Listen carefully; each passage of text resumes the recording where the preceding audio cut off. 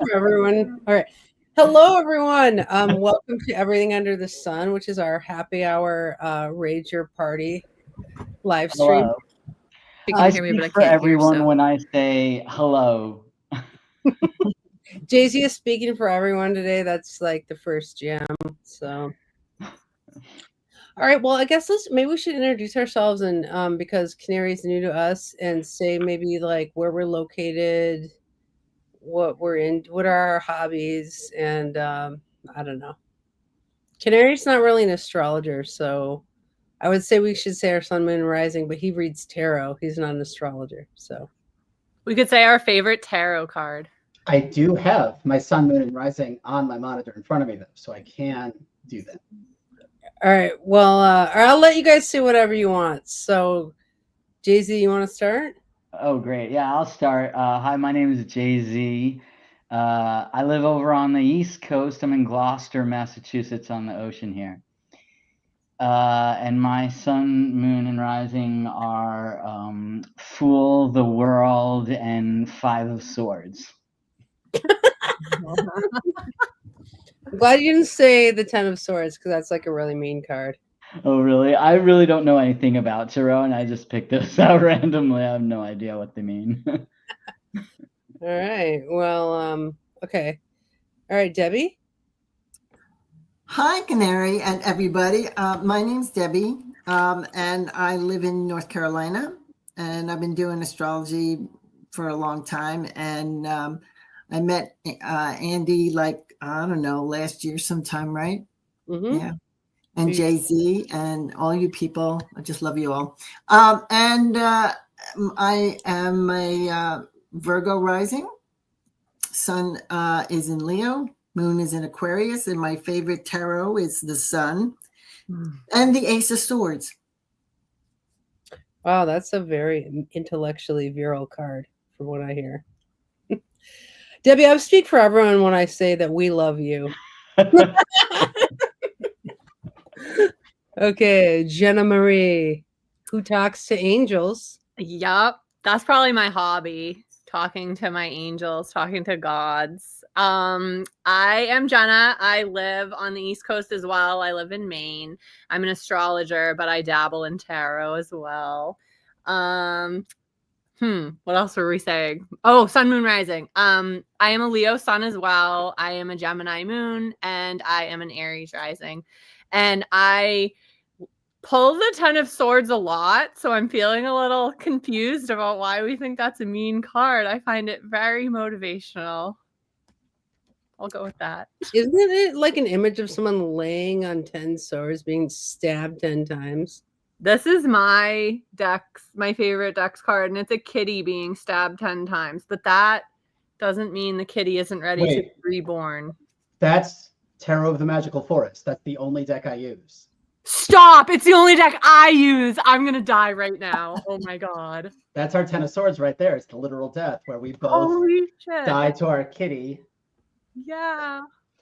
Oh my god, can you believe they have the same card, you guys? There's like millions of tarot decks. Yeah, this came to me as a gift from a tarot reader, and we no longer speak. But I love the deck, and it came with me to Greece. So this deck has been blessed by Poseidon and Asclepius. I'm very fortunate. Oh, wow. I got this because it was the first deck the person who taught me tarot learned on, and I wanted a copy, and we no longer speak. So... Wow! So much Ten of Swords. You guys get ready to be friended by Canary because he wrote a 46-page book on how to be friends. He has Jupiter and Aquarius rising. 74K word. I don't know where you got 46 pages. Oh, okay.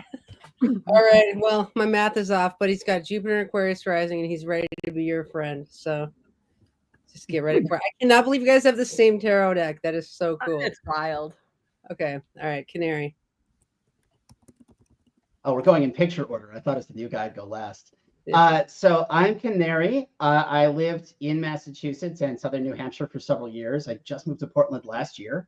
So I am in Oregon now. I'm a Taurus sun, Libra moon, and I was recently informed that I'd read my chart wrong and I should be an Aquarius rising. as opposed to the Pisces that I thought I was. Apparently, I was born right on the edge there. And my favorite card is probably the Six of Cups. Why is it your favorite card? So the Six of Cups usually refers to like kinds of nostalgia or thinking back to better days. But to me, this is just like the ultimate wife guy card, where it's just someone who's really, really in love with their wife, and they're kind of gentle and complete together. And that's the thing I want to live. That's my life goal. So I'm trying to build 10 of Cups so I can live here. Wow. We're gonna find you a wife.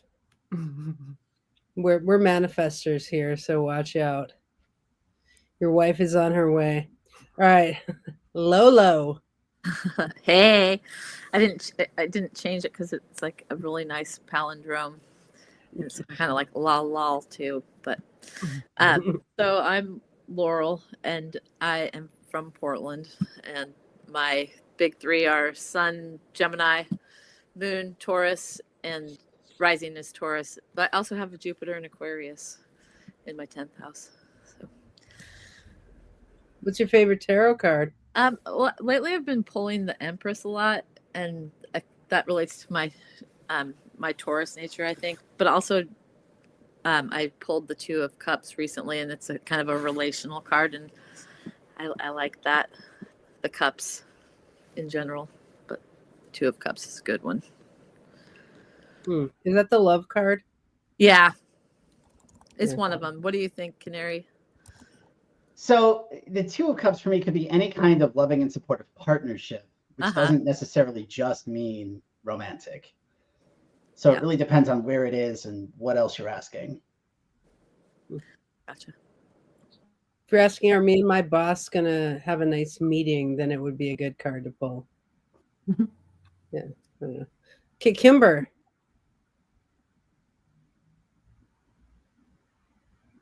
You're on mute. Muted.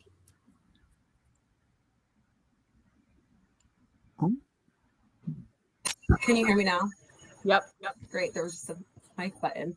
I'm Kimber. I live in Austin. I just moved here. I was in Philly for 6 or 7 years before that. I am an Aquarius Sun, Taurus Moon, Libra rising. I love tarot. And I don't know if it's my favorite card, but it's a card that I feel very connected to this year is the Five of Cups. Just the beauty in it of like, you know, sometimes there's grief, but there's still things that remain, and focus on those things and not letting the loss distract you. Nice. All right. Well, I don't have a favorite card, but I have my collective tarot given to me by an anarcho punk, of course. I'm going to pull a card. I got the sun, Debbie. Yay! I got the sun for the Leos, Debbie and Jenna. There you go. There's your sun card. We need a little sunshine with this transit, with this new moon. That's for sure. All right. Okay. Let's talk about the new moon. Jenna, you want to take it away? Yes, one really quick. I love that it's the sun card, and this is called Everything Under the Sun. Oh, yeah. Wow. The tarot deck is talking to us. All right. So we just experienced a very potentially hellish new moon in Scorpio. I don't know how you guys are doing, but I'm not okay. It was at 28 degrees of Scorpio. And what was also amazing about that is that Mercury, that little bugger, was retrograding right through 28 degrees at the same time. It was only like 15 or 16 minutes away. That's wild. So all of that fusion in Scorpio coming together, and directly opposite is Uranus retrograding in Taurus at 29 degrees. So like, you know, about a degree away. How are we all doing? That was insanity, Debbie. I, Sorry, I'll let you. this is so insane. I have two friends of mine. Now, there's so many patterns in this chart. Mm-hmm. There's a Star of David. You know how rare that is? Now, on the West Coast, it may not be, but when I do one for a chart, I do the Washington, D.C. chart for the whole country. But the dam has broken. Jupiter broke Saturn. There is no dam. And it's just too much water. It's just too much water. I have 2 people within the past 2 days who have hematomas now. Because, I mean, it is so bizarre. It's so bizarre. And Andy, I was thinking about you, how to remediate this, because it was about, a lot of it has to do with Mars too, with their particular charts, but Mars and Sagittarius. We're not done either too, because the moon, not especially in another 8 hours or so, it's going to be hitting Mars. Mm-hmm. Oh, wow. Yeah. Yeah. So both of these people were having a problem where the blood is coming out. The first person went to a physical therapy person, and they were doing needling, and they put it in her neck, and she started bleeding profusely. Oh my God, that is so like Scorpio. Like, I feel like a new moon like pulls at the fluids too. It's like, or when the sun and moon get together, there's some like pull of the tides or something. And Mars holds the blood too, right? Yes. Yeah. And it's in Sag, so it's like far. The blood is hurting everywhere. Yeah. Yeah. Like, is there any planet here that's not, oh, that was the other thing. Somebody was talking about how intuitive they've become, that they've just like, and I think part of that Star of David, it also has Pluto in it, which is 1 degree off from the whole element part of it. It's in the air sign. It's 1 degree of Aquarius. And so of these people, I said, yeah, it's like on a piano, you hit 1 note, ding, ding, ding, ding, ding, ding. You hear that note, ding, ding. It's like you feel it. You feel that, that 1 note. And so and that's powerful. It's Pluto. So if you have, any Aquarian kind of, you probably might have felt that, I'm a little more intuitive lately. What's going on? Does anybody else?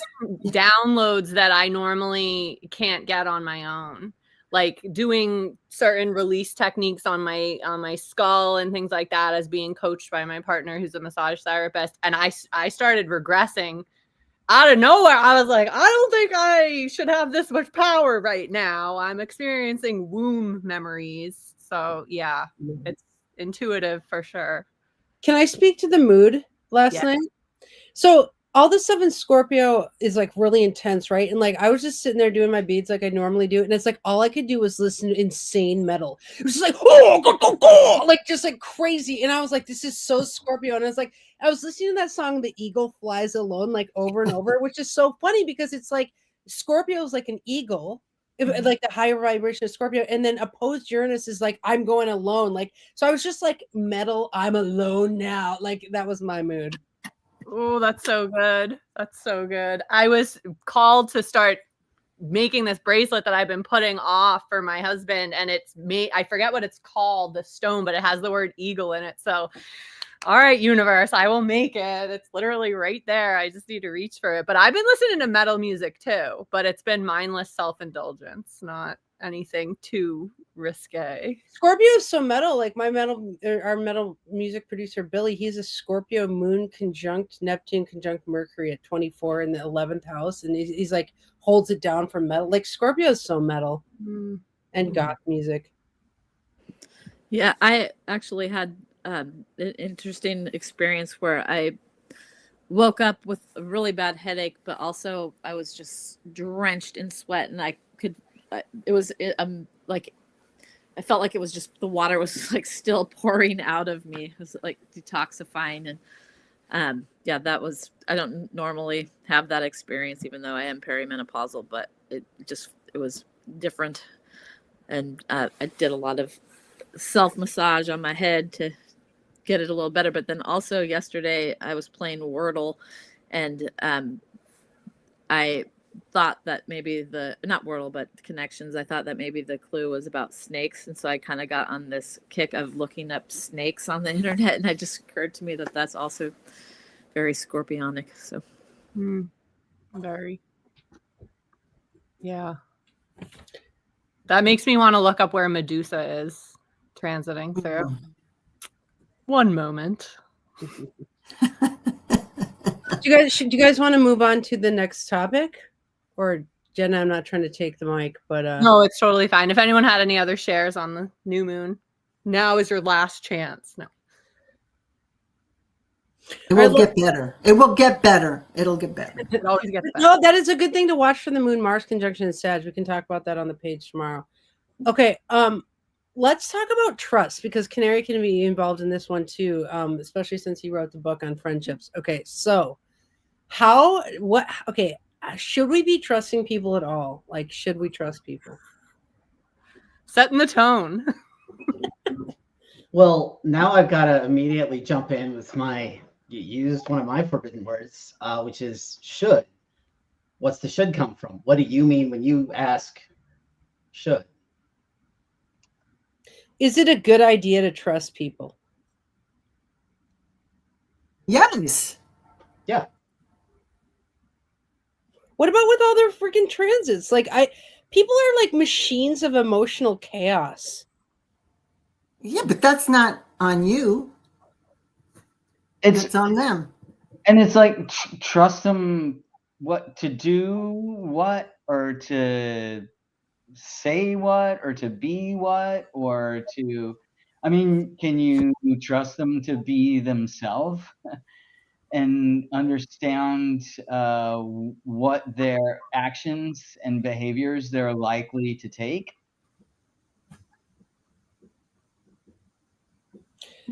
I think people always think like, okay, like I'm gonna get married. We're back to the marriage thing. Like I'm gonna marry this person, and then we're gonna be committed to each other forever. And then the person has like a Uranus moon transit, or they have some transit that like shifts their emotional self all around, or something like that. Like, how can we trust them when we know they're gonna go through like millions of transits? Well, that's the thing. You know they're going to go through that, so you have to trust that. That's. You accept them as they are. That's like, okay, this is going to be quite a ride. This is who this person is. You either decide it's not my cup of tea, or it's like, let's just see, just put your seatbelt on and go for that ride and see what they're doing. It's like, you don't even have to do anything. Just let them be. And, that's the way I see things. Like, trust the process. Trust the process. Yeah. I mean, unless they backstab you, and we went through that too. I mean, unless they do some harm, really, it's like watching a movie. It's not you. It's not, it's just you watching them do their thing. And it's like, interesting. I prefer a good front stabbing. Okay, Kimber, what were you going to say? I was going to say, in my marriage, there was a lot of betrayal and trust. And it's like, but I trusted who they were. And I think through EMDR, I realized I was so like, oh, how do you trust people? How do you trust people? But it's like, I trust me. The moment I knew something different, I handled it the way I could respect myself to handle it. And I trust that I can trust people. I can assume, I can want to operate in good faith. And, for right now, I'm a Taurus moon. So I feel like my gut, I can trust it. And if my body feels off around you, we cannot be. But it's like, I know that my gut will let me know, or like my intuition will inform me when like things have shifted. And it's okay for it to be like, I trust myself to know when I'm safe, and if that changes, it's okay. It doesn't mean that like you made a mistake, but I really think it's about self-trust and like kind of that more than other people. Cause you don't know if someone's presenting themselves a certain way. You can't control it. At the same time, you can be attentive. Like, I like to think of this like I'm patting a cat, right? I've got a cat that wants attention. I start patting the cat. 98% of the time, that cat's just going to sit happily in my lap. I'm going to stroke its soft fur. It's going to be really happy. It's going to start purring. But maybe I'll pat in the same spot too long, or I'll hit a hair that's not laying quite right, and suddenly I'm getting bit. And that just happens, and it's kind of baked into the idea that sometimes you get hurt, usually it's good, and you deal. And then if someone really intentionally hurts me, then I'll leave. But most of the time, that's not how we got here, and that's not what we're doing. So I just pay attention to when the cat reacts badly, and move away when they get irritated.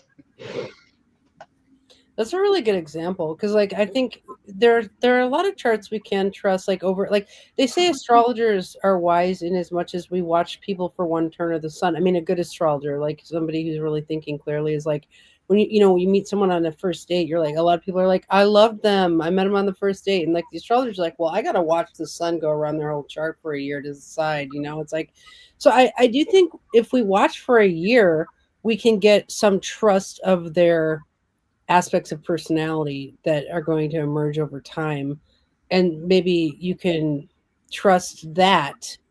um because some charts are brutal. I mean, no offense. I mean, God makes charts for all reasons.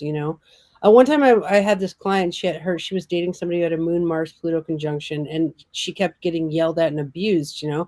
And just so you know, Canary, that's a really brutal configuration. And like I said, this person, you can trust that this person's going to act this way for the rest of their life. They are genetically predisposed towards intense aggression. And like, so I don't know, maybe we can trust people to act like their charts, which is better than saying, I trust that someone will never hurt me. Right. Like Yeah, predictability sort of being linked in, even if you're predicting things that are not exactly pleasant. I'm going to ask a question, particularly to Andy, like you were just saying about that. So say you meet somebody and you're like head over heels. You meet this person and you're head over heels. And so you look at the chart and you start seeing all the good things in the chart. And sometimes you can dismiss it because it's like, no, I don't want to believe that. I want to believe that, until I guess when the trances do come moving around, we see the real person, or like, whenever they start showing their real selves. Some people do that. There's a lot of people who aren't transparent right from the beginning. But how do you know? You could see the good side sometimes in a chart. Well, I feel like what colloquial regular people do is like when somebody has a bad transit all of a sudden, or a bad part of their hard part of their chart gets activated, they're like, and then I saw the real them. Mm-hmm. And we're like, well, they're all the real them. The good part was real too. It's true. It's true. Real too. That's true. Yeah. So it depends, I guess, on the transits as we see what really ding, ding, ding, ding hits them, Yeah. Canary, a transit is when a moving planet hits part of some person's natal chart and ignites what we call like a mania, or like a change of mood, or a kind of thing. I like that you said that, Debbie, because it's making me think about when I was like reading for my ex and just saying, I was like, oh my gosh, there's so much deception going on in your life. You should be careful. But I'm not because it's how I'm reading it too. And I'm a Pisces Venus. I want to see the best in you. And it's just like and I was talking to my tarot cards, and the Two of Cups card kept popping out. And I was like, my marriage is fine. And I kept just shoving it back in there. And I like literally took a break from tarot because I was like, what is going on? That card never pops out. But it's like I wasn't trusting the universe, because I'm like, no, that doesn't fit with like what I see in this person. And just like being open to new messages and like, downloads that are trying to come at you. So, yeah. Yeah. The other thing that comes to my mind is the person who's doing the other person's chart. Where is your seventh house? What do you have on your seventh house? So how do you look at relationships in general? Mm-hmm. Like, for instance, I have Pisces there. Of course, everything's all dreamy. I trust everybody. It's all good. It's all good. But say, like, Andy, you have Gemini in your, right? It's Sag on 7. Oh, you have Sag. Oh, yeah. So you come right from the truth. It's much more solid than a Pisces on the seventh house. So there's always this kind of like, yeah, I'm manipulated by my own chart. I'm like, already looking at the best part of everybody. Canary had a comment too. Yeah. So the comment I had is that for me, as I'm getting to know someone, I don't trust any feelings I have about them until they've angered me or pissed me off or hurt my feelings. Because I assume if everything's roses and sunshine, that I'm making stuff up, or they're presenting something that's not real, or at least not consistent. Like, you just don't know someone until you hit a snag, until you have a fight, until you have a hurt feelings and a disagreement. I am way too trusting. That's what I'm learning. No, I'm like that too, Canary. Like until we've had our first fight, or how I see somebody acts in conflict, I don't really trust that they'll have any staying power. Honestly, because conflict's not a deal breaker for me. But what's a deal breaker is if you walk away during a conflict, like then it's over, you know. So the other thing I do that's kind of trades on the idea that I will get hurt is I feel the best way to find out if someone's going to hurt you is to let them. Is to be like, hi, here are levers you can hit. Here's power you can have. If you hurt me with it, now I know who you are. Interesting. Yeah, I'm down for that. So the second part of the question is, what does build trust? Like what things do build trust? Consistency, don't you think? Like consistency of being there for, like you said, if somebody walks away, you know, if somebody, you know, you could have the worst fight in the world, but if you come back and go, listen, I love you. This is not worth us fighting it. Let's talk about it. Right? I think. I think I recently told you, Andy, about the prisoner's dilemma, the idea that like there's this whole thought experiment about how it's always better for the individual to be selfish and to take from whoever they're working with, but it's better overall for everyone if they work together.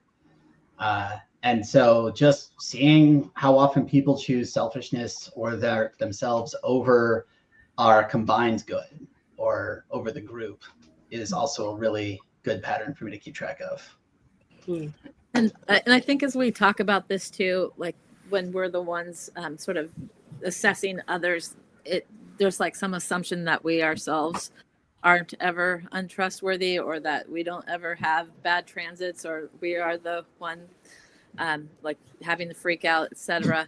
So on that note of like what builds trust for me is that I am allowed to be a messy person and have my moments, and that somebody like loves me enough that there's forgiveness, and that they're coming back, and that they know me on all of these other levels to where they allow me to have my moment of you know, freak out. Like yesterday during the new moon, that very thing happened to me. And I have a Scorpio 7th house, so it really activated that. But I also think like willingness to disagree, like boundaries, being able to, because it's more, I remember, Jen, I'm going to think about a time when we were in a group and you were like, I think I've run out of time. I don't need to be in this group anymore. When people like know their own boundaries and like stand up for themselves, it's easier for me to trust them, especially because it's like, well, they're not going to let people mismanage them. And so they're not going to mismanage me. I think there's like, it's harder for me to trust someone who's like very into like the people pleasing tendency of just, where are your boundaries? Or like, what is your sun? What, like a strong sun is really important for me to be like, I can trust this person because they know what they need and who they are. They're not going to be afraid to tell me if there's something that I'm doing that's bothering them. Time's a big one for me, and I'm realizing like I'm militant about time. Like in the military, time is a thing. Like because everything is mission critical, and like in production, like they say that a good production set runs like a military operation because for the film to get filmed, like everyone has to show up and do their part. Like if one actor's like out, like petting their dog, and you're like, we need you for this film, or whatever.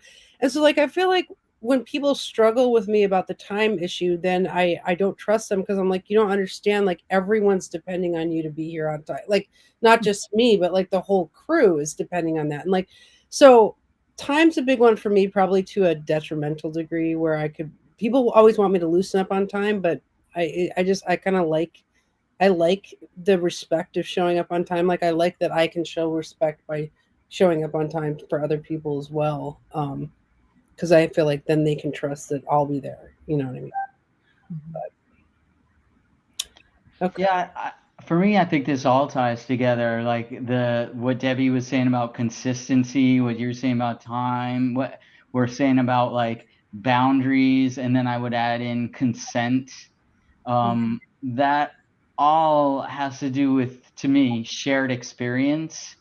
And so it's like you get to know someone better and you get to understand how to trust them when you are sharing time, shared experiences, opportunities to give and receive from them, and to communicate that you want something from them or you want to give something to them. Like, all of these things tie together over time to make a relationship deep.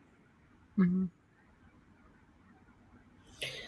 All right, well, that was a good run on trust. We like to have at least like one really personal topic at everything under the sun, so that we can personally bond and learn to trust each other. Jenna, do you want to talk about collections and collectibles or coping skills? Those are so different, but also I'll begin with the letter C. CO. Why don't we do collections and collectibles? Because that's a little lighter than the Scorpio that we're under right now. So we'll push back. We'll remediate through talking about that. I was thinking about all the different iterations of myself when I came up with that topic, and how I have all these collections that have kind of turned into, if you're familiar with Harry Potter, the idea of a Horcrux. So like parts of my soul live in all these like weird collections that barely have space around my house. So what do you guys think? Like, is this like a Gemini thing, or is this are collections for everyone? Where do you tune into collections? I have a weird collection myself, like, and so the two main ones would be astrology books that many I've never read, but I reference, but I collect them, and the other one is plastic bottle caps of all things, and so I have thousands of them, and I have had I've made a lot of art out of them, and people collect them for me. So everywhere I go, they're like, "Here's your bag of plastic bottle caps." I mean, I have a lot of plastic bottle caps. So yeah, and I think, to me though, I've always kind of associated with my Taurian nature, because I also like collect things and I kind of anthropomorphize them, and like when I try to get rid of stuff, there are just like certain things that I feel so sentimental and nostalgic about that I probably should still get rid of those things, because it's kind of like making my life difficult if I ever wanted to flee or like move or something. Yeah. Anyway, All your bottle caps. yeah, it's like they'd come with me for sure, but yeah, everything else. You can see them in the ukulele video. What was that video? Which song? Which one was that? That was Riptide. Yeah. You can see them in the Riptide video on the channel. She has her like bottle cap art. She's wearing it. That's awesome. Go ahead, Debbie. I wonder if it has to do with your ascendant. I have Virgo rising. I love teapots. I just love teapots, especially ceramic ones. Anything that's ceramic, I really like. I just love teapots. I have a lot of them, and I collect a lot of records. I have records. I have a lot of CDs, and I still have all my music. I don't know. We have similar collections, Debbie. Yes. Do you also collect Nike SB skateboard shoes? No, I think we're from a different generation. But I do like Piccolinos. Piccolino shoes. I'm a shoe freak too. I have lots of shoes. Shoes. Different colors. You have to have a shoe for every color in your so I have lots of different shoes. I do collect shoes too. I collect Della Robbia, so the teapot. I have a Della Robbia. I was gonna mail Andy some random Della Robbia as like what's a Della Robbia? It's ridiculous pottery that's like brightly colored and antique. It's from Italy. It's amazing. Interesting. I'll have to look this up. It's fun. That is fun. Jay-Z, do you have a collection? Well, no, I don't, because, and I think it has to do when I became a full-time liveaboard on a boat, there was very little room. And then also, so I had to get rid of like so much stuff. I did keep some stuff that I wanted, and I kept it in the attic of a house. And then, because I knew that that adventure wasn't going to last forever, and there was some stuff I would want at the end. But I separated from a lot of stuff, and then living on a boat on the ocean, like everything gets destroyed by like the salt water, everything gets corroded, everything just gets moldy or whatever. And then, you know, I had very few even pieces of clothing because the boat didn't have that much room and had no laundry facility, so would bring them to a laundromat, and like they were only my most culled down precious pieces of clothing, right? That everything had to have like 3 purposes at least when you're on the boat. And the laundromat had a fire. Oh And my God. it was like all of my stuff got to, like, just like it was a period of like losing everything. And so emerging after that, I now really appreciate a real sparse space and no stuff that I have to worry about or care about. And I just think everything will go away or get destroyed anyway. So why have it? Don't you have a 12th house stellium too? I have a lot of planets in Pisces in the 12th house, like 6 of them. Yeah. Oh, 1, 2, 3, 4. No, 4 of them. I exaggerate. that's a lot. That's pretty intense. Oh, Andy, do you have a collection of, what do you have a collection of? Well, I was thinking about if I should say the truth of this, but I will say the truth. I think I collect people. I love people. I mean, like, because I love their charts and I love to watch them transit, and I sometimes I lose people, you know, but you know, that's why I turned to Facebook at some point in my career, is that it got to the point where I couldn't manage all the people I'd collected except for to just go all in one place. And so like that's why we ask questions and then we all get to chat. Is like I really love every person on my page. Like I'm just like, hey, what's up? How's it going? You know, but that sounds really condescending to say collect people, but I just love people. And I think they're all so precious, and they have their chart and they do their things, and they, you know what I mean? So You're a Libra sun, 29 degrees. I know you deny it, but you are a Libra. You love people. I love people. many people. Gemini rising. Well, my Pisces moon in the 10th house likes to magicalize people as well. Like my moon's for next Yes. and it's like, but as far as a lot of what I do is collecting art and sending it to those people. So like, look at this little guy I made today. He's like the cutest little thing. Oh. But like, I'll give this to a Taurus, you know, obviously his hair is just bananas, but like a lot of it is I collect art, but then I don't like to hoard it. So I send it out to people. Mm-hmm. I like that you said you collect people, because I was also not going to be honest, but since you paved the way, I collect souls. And by that, I mean, I like to collect people's charts. Oh. Wait, skulls or souls? Souls. SOUL.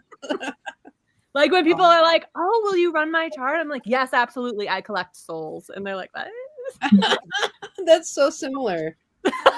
Yours is less aggressive, but yeah. Well, I think that's how I got into collecting people, was their charts. It's like, you know, when you're an astrologer, I don't know how most people stay interesting to themselves, but like once you have someone's chart, they become a dynamic, moving individual. You know, it's like I remember Laurel and I had known each other for a long time, and then one time we had a transit to her Mars in Pisces, which was on my moon in Pisces, and we both were like, let's make a video. And it was like you can know someone forever, and then your charts hit, and like I don't know, I love the chart layer of people, you know. Canary, do you have any collections? Well, kind of like Jay-Z, I have had to move in very small cars multiple times in my life. Like I moved out here from Massachusetts with whatever I could fit in my Nissan Versa. And half of that I had when I got bed bugs. So it was like double wrapped in plastic and I wasn't going to open it for another year. So I don't really have stuff. I think I've got 40 books by Terry Pratchett. But the thing that I really intentionally collect is worldviews, perspectives, mental frameworks. So any kind of way of thinking or looking at the world, I pick up and grab. Wow. Where do you keep all those? Do you write them down like? I play with them enough that I don't usually gotta. Okay, I like that. Well, I hope we can infuse you with the astrology lens. That's why I'm here. A new world. Well, you're here because I collect people. No, it's both. It's both. I collect spoons because my dad would deploy and bring back a spoon from different places, and then friends would find out and go places and bring them back. And those are all my favorite spoons, not the ones I got. And I have every note I ever passed from in high school in a like binder. And anytime someone sends me like mail, I save cards and letters. So I find that interesting. But what Jenna, you said earlier is like my mom's a Gemini and she was adamant everyone in this family is going to collect something. So we all have just, no one else collects spoons in my family, but my mom collects thimbles, and the asteroid Arachne is on her midheaven. And so like she loves to sew, but I was like, made me want to look at other asteroids and like what influences what you collect. So, but yeah. Laurel, you didn't say anything. No, bottle The cap. bottle caps. Bottle caps. Yeah. Yes, yeah. Oh, you were first. That was Yeah. a long time ago. I'm sorry. Yeah. Well, I was I, just- I was I have gonna- a question. Oh, sorry. Go ahead. No, Oh, it's just I've lived with my dad for years and years, and he's a collector, and so that was one thing I wanted to add is like I have his collection of things around me that it's hard for me to get rid of them because he died, and so it's like a goal. I need to get rid of all this shit. That's what I was going to ask us. Do you think collections hold energy, or like, what's that all about? Yes, everything has energy. Everything. If you don't Mhm. wear clothes for a while and then you pull it out and force yourself to wear something so you don't feel like a hoarder, maybe that's just my life. But then I'm like, whoa, who am I? This sweatshirt from 6 months ago. Yeah. Everything holds energy. Yeah, I know when I take a drop to Goodwill, like I can feel the energy leaving my house. You know, I'm just like, get it away from me. Yeah. Okay. Do you think hoarders have a lot of second house planets? Hi, Kasri, by the way. Ooh. What was the question? Do hoarders have a lot of second house planets? Because I feel like a lot of shopping, people who shop have second house planets. I mean, I have a lot of planets. I have a counter proposal. Maybe hoarders have a lot of stuck energy, and that's what it's like. It's all about energy flow, not necessarily that it's in Taurus or the second house or something like that. Because it could be in Cancer in the fourth house, right? Something like that. But yeah, maybe it's because to me it seems more a matter of inertia. Mm-hmm. And objects in motion staying in motion, and then hoarders are just at rest and stuck there at rest. Yeah. Interesting. That is interesting. Should we move topics? Sure. Okay. Okay, so we have letting go or refinement.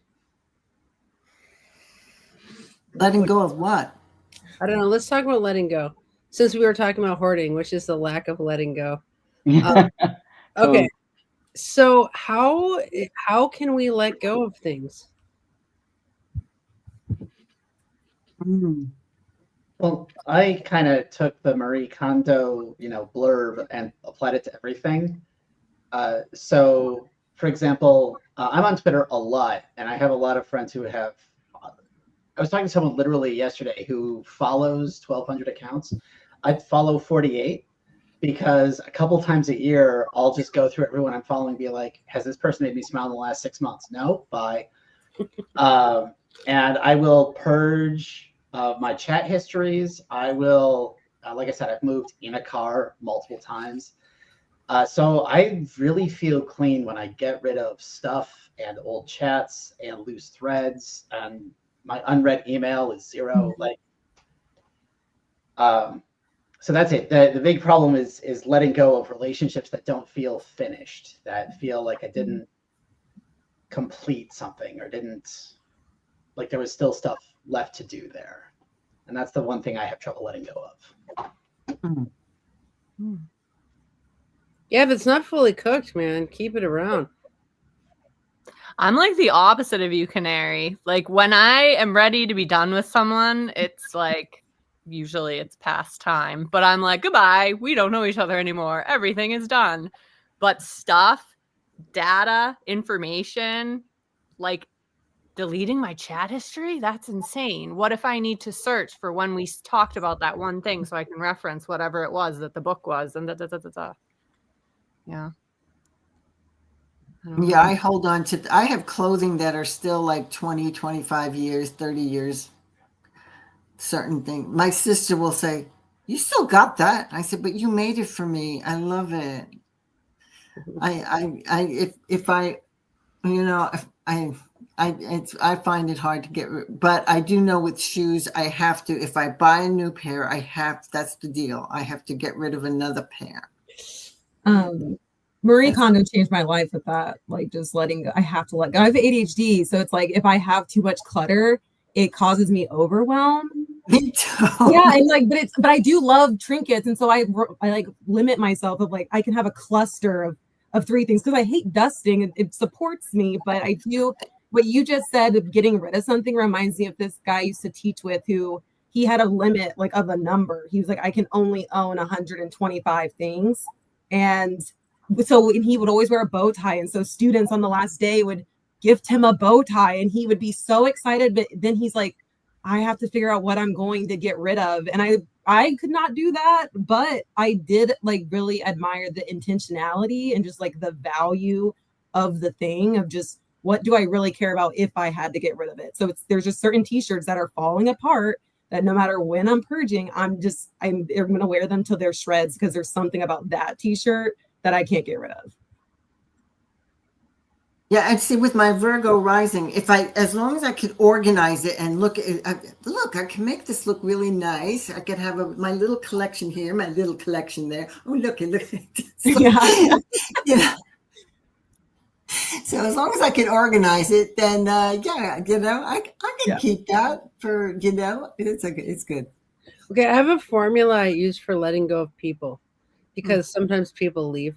And so there's this there's like photographs. Sorry if you guys have heard this before, but there's like photographs of the heart brain, and it's like the heart brain is bigger than the physical brain.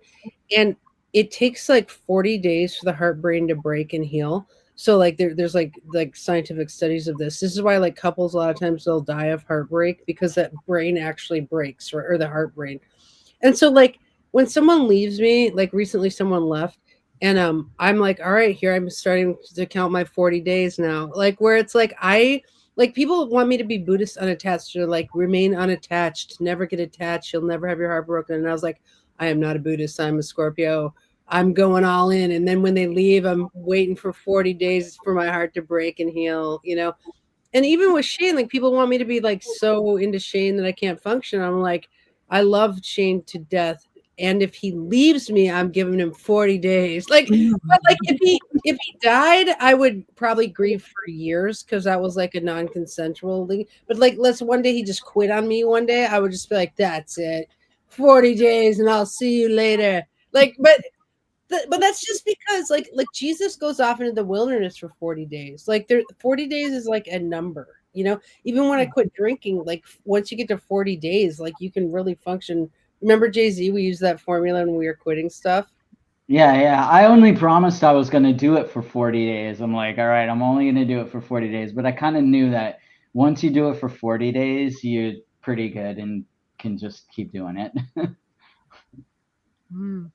Just habits, to break a habit, right? Well, isn't it 21 days to make a habit too? Is that accurate or no? I think That's what they say. Yeah.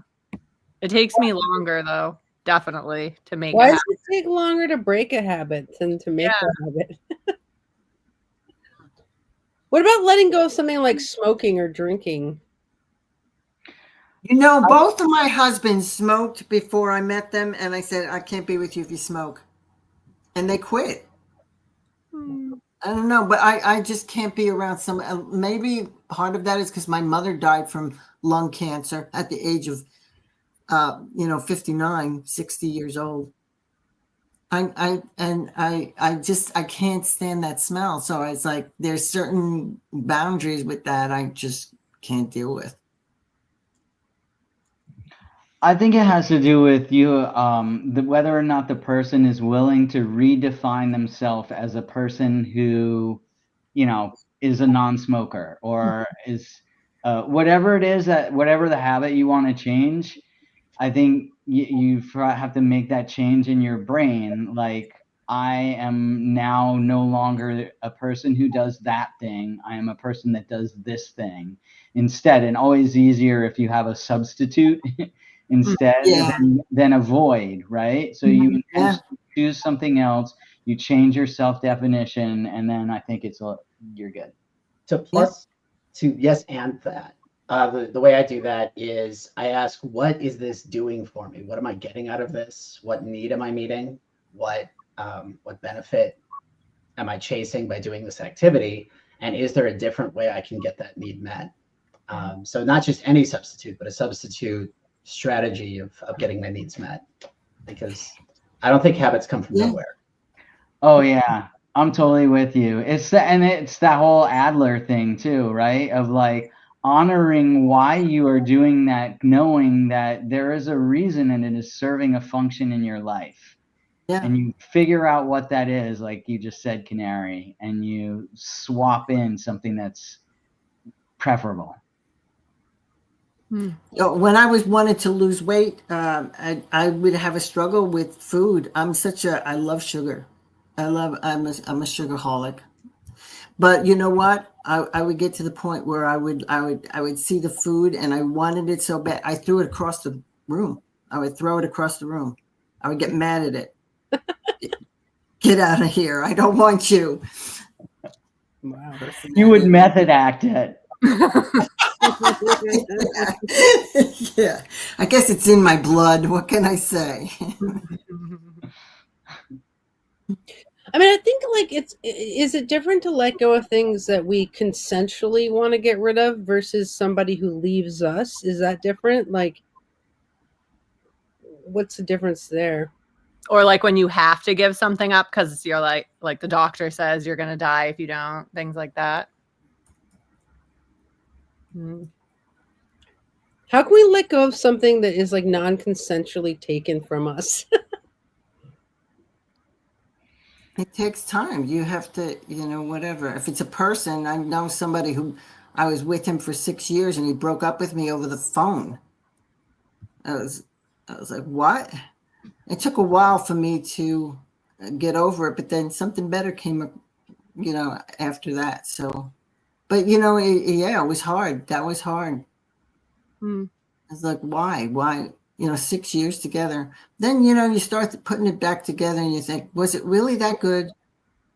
What was it? Was it really, Maybe it was like maybe that's part of it is like reframing and making a new narrative about what happened. Like if somebody forces himself out of your life, like you might have to find a narrative that works. Like, oh, well, this in this and this. And like, I feel like we do have to reframe and make new narratives to get rid of it. Yeah. Yeah. That's interesting because I think I made the decision to leave my relationship and I needed to, but it was still hard for me to let go, if that makes sense. And it's also because it's like, but I chose to leave because that's what I wanted to do what's best for me long term, but it was still very hard. And so like that was hard to reconcile. Like I chose to let go of this thing, but I didn't actually, like it still came out of nowhere, and like how to kind of forgive yourself for letting go or like outgrowing people and like releasing them. There's a bit of a guilt or feeling like of I'm abandoning these people, and it doesn't really matter if they did something to hurt me. If there is this weird sense of loyalty or like, and unconditional loyalty, which is not healthy for anyone to like have, but there is that guilt that I think is hard to let go of.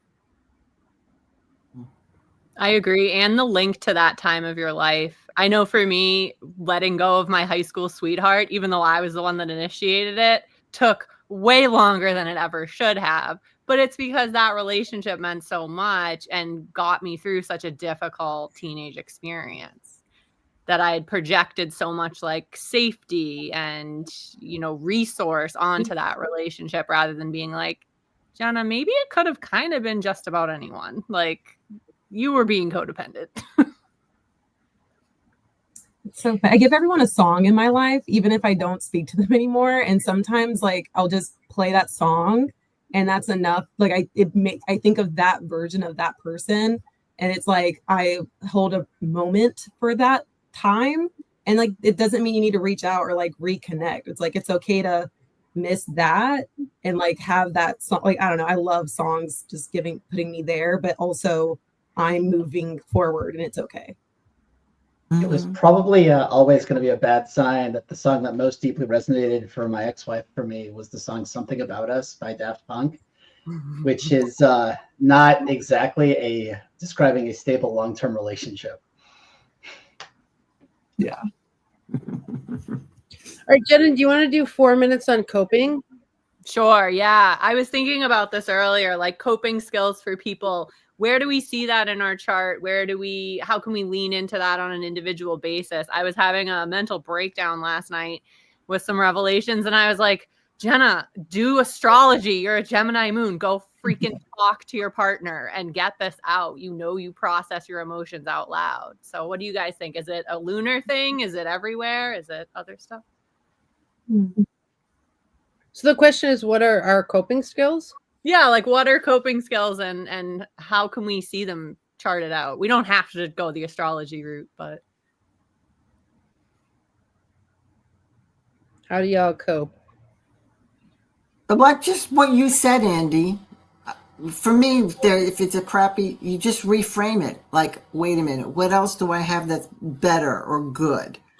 Whether it be a breakup, whether it be just a crappy day, whether it be like, why me? Why is this happening to me? It's like, well, wait a minute, what do I have that is great? We always have, we're more blessed than we take a lot for granted in our lives, I think that comes also with age, but it also comes with, you learn a lot in your life. Then when you start getting closer to the end of your life, you're like, oh, screw this. I mean, fuck this. I could, whatever. It's like, is this worth getting all upset about this stuff? It's like, to cope with things, it's like, well, where are you and where do you want to be? bigger picture. The bigger picture. Yeah. What about silver linings? Yeah. Yes. Grab them, take them, embrace them. Make jewelry. In our Course in Miracles group, like one of the sayings that I just still love the best is like that we don't know what anything is for. So it's just like resilience and wait it out and gratitude towards what you have.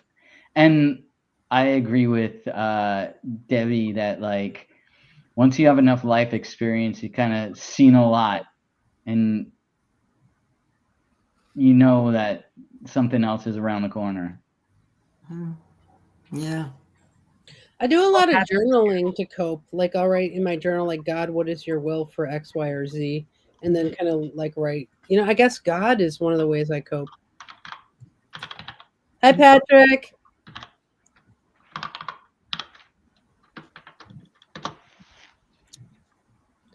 I was being all literal. You guys were being more esoteric. All right. Well, we only have 1 minute, so I guess I'll use this to wrap up. Jenna, thank you. I hope the co-hosting thing is going well for you, and that you're not having to use too many coping skills to get through the hour. No, I'm pretty grounded and not dissociated, so that's a good sign. Wow, maybe we can talk about dissociating next week. That would be cool. We can all dissociate on camera together. Okay. Canary won't be here. We're gonna Well, also Canary's not going to willingly dissociate. we're gonna have to let Canary go. Oh, Good Lord. He has a standing date on Thursdays, but we're gonna have to let each other go now because our time is up. So all right. Well, I speak for everyone when I say I can't wait to see you all again. Yes. Same here. We're not going to be here next week though because it's Thanksgiving. Oh, that's snap. right. Oh, Does that mean we're not here though? thank you all. Thank you. I can't be here now. If someone else wants to open the room, that they can. Jenna said that she could do it. Who wants to do next week? I'm here. I cannot do it. I cannot. I think I can do it. We're celebrating Thanksgiving Sunday, so I might be able to do it on Thursday. Well, Jenna, you're the co-host. If you want to open the room, I will let you do that. I could give you. You have to train me. Yeah, I don't know how we. On Sunday, you can try to train me. Let's not do it next week. It's too much. All right. Yeah. Well, let's wait till the next. All right. Thank you, Patrick. Thank you, Kazri. Thank you all. See you later. All right. Bye, everybody.